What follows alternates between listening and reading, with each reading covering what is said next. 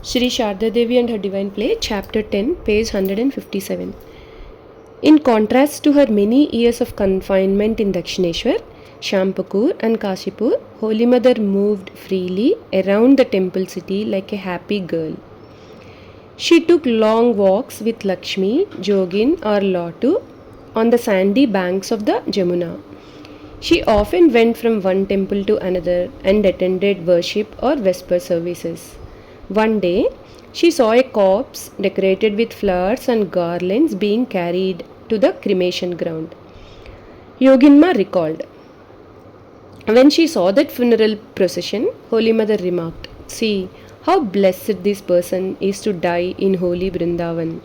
I came here to die, but haven't had even a trace of fever. And yet, how old I am. I've seen my father and my husband's elder brother, both of whom died long ago." We laughed and said, "Indeed, you have seen your father. Tell us, who does not see one's father?" In those days, she talked like a child. One day, Holy Mother went to visit the Radharaman temple in Vrindavan, which is dedicated to Krishna. In a vision, she saw Nistarini Devi, a devotee of the Master, fanning the deity with a chamara. After returning to her residence, she said to Yoginma, "Yogin, Navgopal's wife is very pure. I saw her fanning the deity." Holy Mother later related the following incident concerning Golapma that occurred when they were in Vrindavan. Our Golap's mind is very pure. In Madhavji's temple at Vrindavan, somebody's baby had soiled the floor.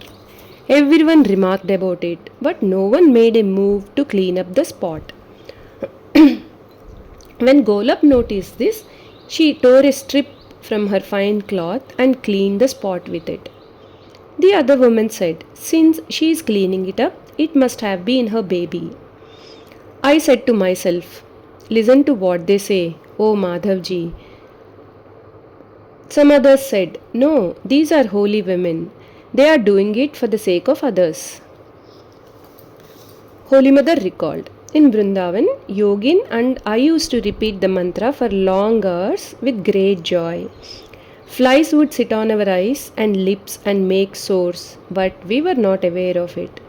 One day, I prayed to Radharaman, 'Lord, please take away my fault-finding nature. May I never see others people's blemishes.'" On another occasion, the mother said, "Formerly, I too used to notice others' faults. Then I prayed to the Master and through His grace got rid of this habit. It is human nature to see defects. We should learn to appreciate virtues. Man is no doubt liable to err, but you must not take notice. If you constantly find fault with others, you will see fault alone." At Ramakrishna's command, Holy Mother began her spiritual ministry there in Vrindavan.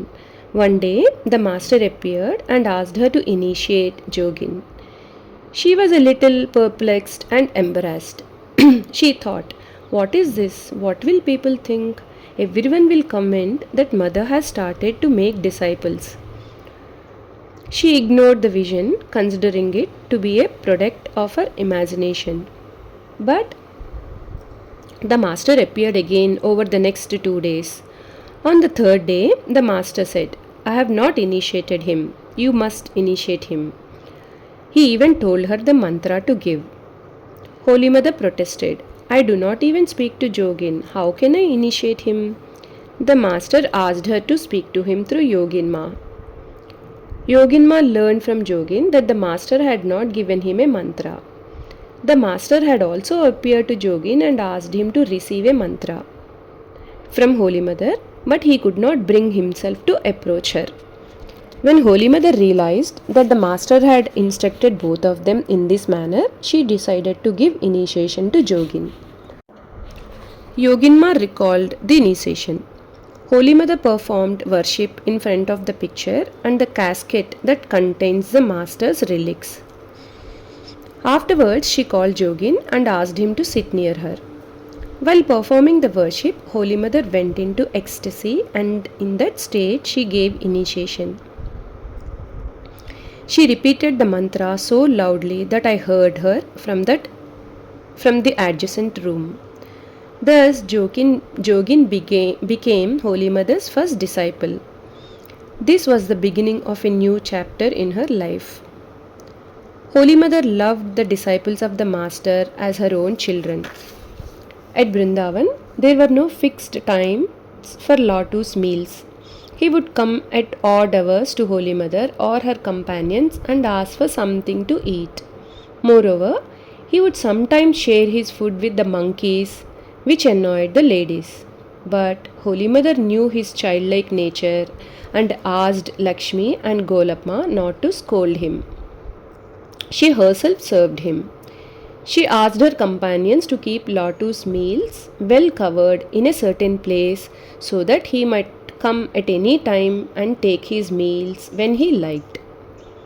Once he vanished for 3 days and Holy Mother was terribly anxious. Then suddenly he reappeared. When Holy Mother asked him where he had been, he smiled and said, "On the bank of the Jamuna." Then, like a child, he said to Holy Mother, "I am extremely hungry. Please give me something to eat." She immediately brought some food. He ate it and again disappeared. Holy Mother remarked, Latu is strange indeed." Latu recalled, while staying at Brindavan, Holy Mother would worship the picture of the Master with the flowers and other items. She carried with her a tiny round casket containing a bit of the Master's relics. After worshipping his photograph, she used to touch this casket to her forehead and then, with great reverence, put it back in its place. One day, she touched it to her head also. Holy Mother was very fond of hearing Kirtan. Accompanied by Lakshmi and me, she would now and then go to Bhagavanji's ashrama to hear the devotional songs to Krishna. Jai Ma.